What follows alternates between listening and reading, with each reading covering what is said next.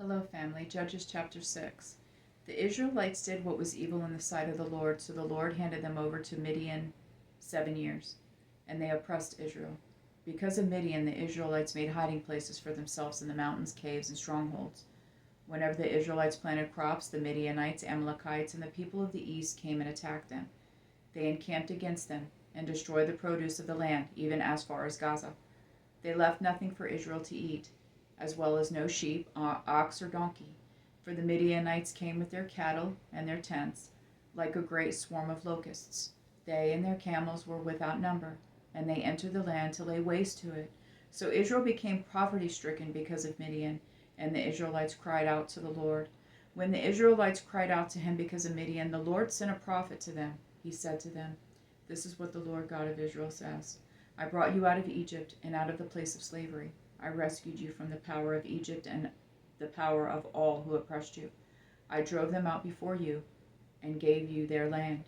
I said to you, I am the Lord your God. Do not fear the gods of the Amorites whose land you live in. But you did not obey me." The angel of the Lord came, and he sat under the oak that was in Ophrah, which belonged to Joash the Abiezrite. His son Gideon was threshing wheat in the winepress in order to hide it from the Midianites. Then the angel of the Lord appeared to him and said, "The Lord is with you, valiant warrior." Gideon said to him, "Please, my Lord, if the Lord is with us, why has all this happened? And where are all his wonders that our ancestors told us about?" They said, "Hasn't the Lord brought us out of Egypt?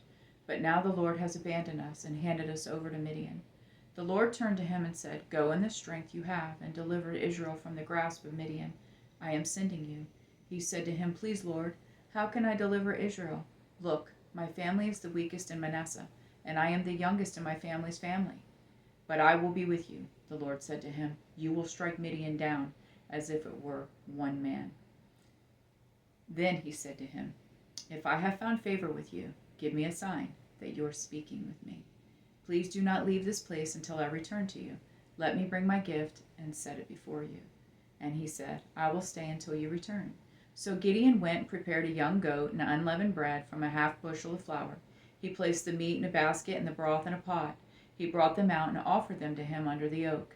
The angel of God said to him, "Take the meat with the unleavened bread, put it on the stone, and pour the broth on it." So he did that. The angel of the Lord extended the tip of the staff that was in his hand and touched the meat and the unleavened bread. Fire came up from the rock and consumed the meat and the unleavened bread. Then the angel of the Lord vanished from his sight. When Gideon realized that he was the angel of the Lord, he said, "Oh no, Lord God, I have seen the angel of the Lord face to face." But the Lord said to him, "Peace to you, don't be afraid, for you will not die." So Gideon built an altar to the Lord there and called it, "The Lord is Peace." It is still in Ophrah of the Abiezrites today. On that very night, the Lord said to him, "Take your father's young bull and a second bull, 7 years old. Then tear down the altar of Baal that belongs to your father, and cut down the Asherah pole beside it. Build a well-constructed altar to the Lord your God on the top of this mound. Take the second bull and offer it as a burnt offering with the wood of the Asherah pole you cut down." So Gideon took 10 of his male servants and did as the Lord had told him. But because he was too afraid of his father's family and the men of the city to do it in the daytime, he did it at night. When the men of the city got up in the morning, they found Baal's altar torn down, the Asherah pole beside it cut down, and the second bull offered up on the altar that had been built. They said to each other, "Who did this?" After they made a thorough investigation, they said, "Gideon, son of Joash, did it." Then the men of the city said to Joash, "Bring out your son. He must die because he tore down Baal's altar and cut down the Asherah poles beside it." But Joash said to all who stood against him, "Would you plead Baal's case for him? Would you save him? Whoever pleads his case will be put to death by morning. If he is a god, let him plead his own case because someone tore down his altar." That day Gideon was called Jerubbaal, son of Joash, since Joash said, "Let Baal contend with him," because he tore down his altar. All the Midianites, Amalekites, and people of the east gathered together, crossed over the Jordan, and camped in the Jezreel valley. The Spirit of the Lord enveloped Gideon, and he blew the ram's horn, and the Abiezrites rallied behind him. He sent messengers throughout all of Manasseh, who rallied behind him.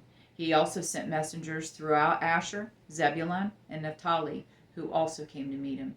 Then Gideon said to God, if you will deliver Israel by me, as you said, I will put a wool fleece here on the threshing floor. If dew is only on the fleece and all the ground is dry, I will know that you will deliver Israel by me, as you said. And that is what happened.